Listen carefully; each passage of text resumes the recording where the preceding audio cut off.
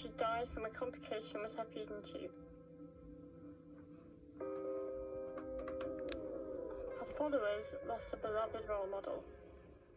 But her accusers thought they'd been proven right in the worst possible way, and they said so. MBI Research is a medical professional based in the States who moderates the Illness Fakers Reddit group. She agreed to an interview, but she wouldn't be filmed. She's experienced the betrayal of seeing her own illness mimicked in real life by a friend.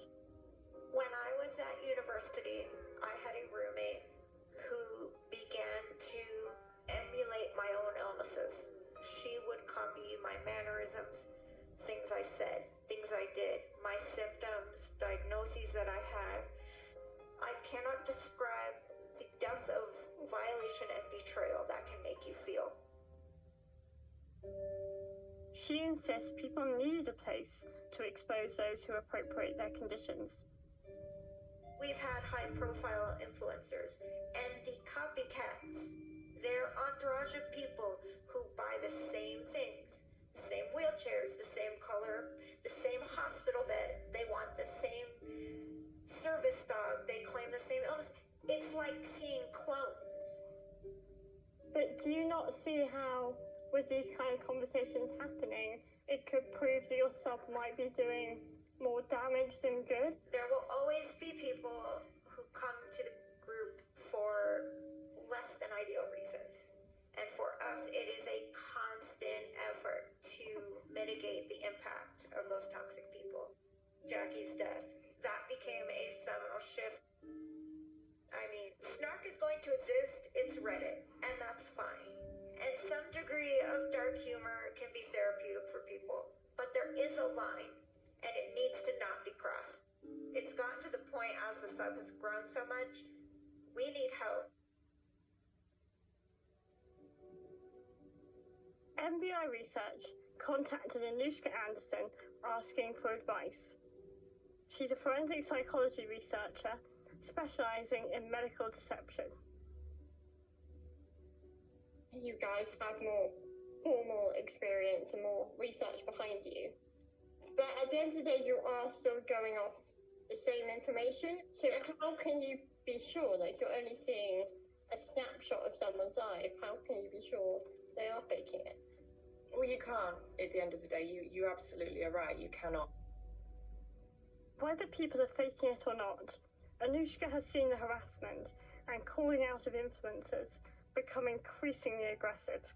And she's seen how that has driven influencers to embrace extreme methods to prove they're ill. The further into this disorder that you go, the more extreme your behaviours need to be. And whether that is, for example, using fecal matter to cause infections in feeding tubes, you get away with it once, twice. And people on the internet who are reaching out and they're praying for you and they are offering to send you things that they've made and support you, it becomes addictive, and at that point is when this becomes deadly. I've been following some of the young women Anushka is worried about. Sometimes they contradict themselves. Others have even admitted they have been exaggerating. But without access to their private medical records, there's no way of knowing what's really going on with them. While I was making this film, another young chronic illness YouTuber died.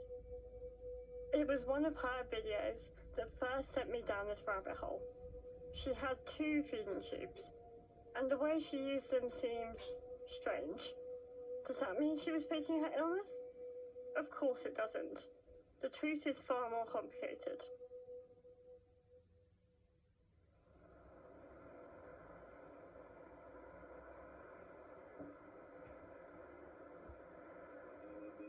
It's really nice, because I've been shielding and I just haven't left the house in so long that coming and being in nature is it's just, yeah, amazing. Jess is still in the process of recovery for her mental health, but she's gained a new perspective on chronic illness influencing. I think most people I know who have first got diagnosed with conditions that they've been trying to find answers for years they go through this period of really throwing themselves into the sort of like advocacy, but what happens is they get so far down the rabbit hole that their identity sort of dissolves into only being unwell. I've seen with so many people who I would have called friends or people who I've got to know online where they've kind of got sucked into that and haven't come out the other side.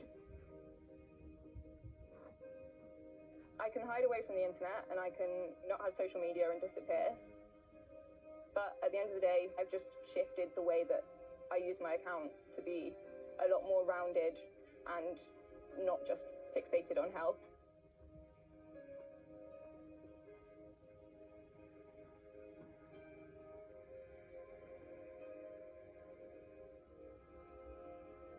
As for Alex, they're focusing on their music now.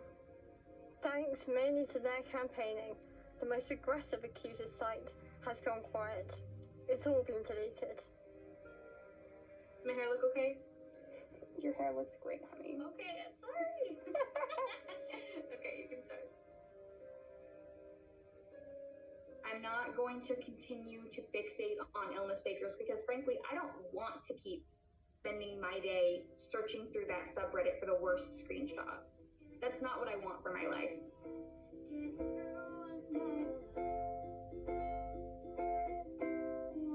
The truth is, nobody, not even experts, can really know what's going on with someone just by looking at their social media. And nobody should be putting their life at risk, trying to prove themselves to others. Alex put it perfectly when they told me, if you don't like someone, instead of attacking their person, their entire being, just scroll away.